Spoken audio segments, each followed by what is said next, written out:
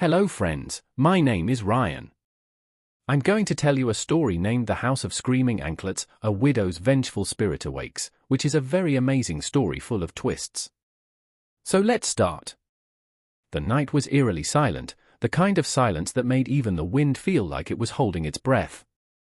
In the middle of an abandoned street stood an old, crumbling house. It was the kind of place people crossed the road to avoid, a house where whispers seemed to linger in the air long after the voices had faded. For years, it had remained empty, yet every so often, people claimed to hear the sound of anklets jingling inside, as if something, was walking around. A group of 4 friends, Brad Pitt, Amy, Emma, and Henry, had always been drawn to mysteries, the kind that sent shivers down one's spine. When they heard about the House of Screaming Anklets, they knew they had to see it for themselves. People say no one dares to stay there past midnight, Henry whispered as they stood outside the rusted gate. Amy smirked. Well, we're not people, are we? We're staying the whole night. The plan was simple: stay inside, explore a little, and prove to the world that ghosts were nothing but a story. But as they pushed the gate open, a long, creaking sound echoed through the night, making them shudder involuntarily. Inside, the house was darker than they expected. The air was thick with dust, the walls covered in faded portraits of a woman, her face half hidden in shadow. The deeper they went, the heavier the air became, as if the house itself didn't want them there.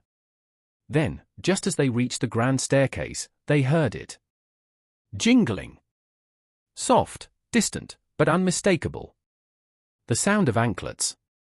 Emma gripped Amy's arm. Tell me you heard that. It's probably just the wind, Brad said, though his voice wasn't as confident as he wanted it to be. But then it happened again. Closer. Louder. The rhythmic chime of metal against the floor. Let's check upstairs, Henry whispered, his curiosity outweighing his fear. As they ascended the staircase, every step felt heavier than the last. The sound of anklets grew louder, moving around them, circling them.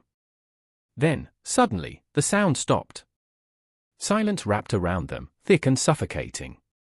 Then, a blood-curdling scream ripped through the air. Amy turned sharply, her breath caught in her throat. A shadow moved at the end of the hall. A woman, draped in a long, tattered sari, her face hidden by her wild, flowing hair. But it wasn't her appearance that sent terror coursing through their veins. It was the way she moved. Gliding. Floating. Anklets jingling with every step. Brad stepped back, his voice barely a whisper. Who are you? The woman's head tilted unnaturally, and then she spoke.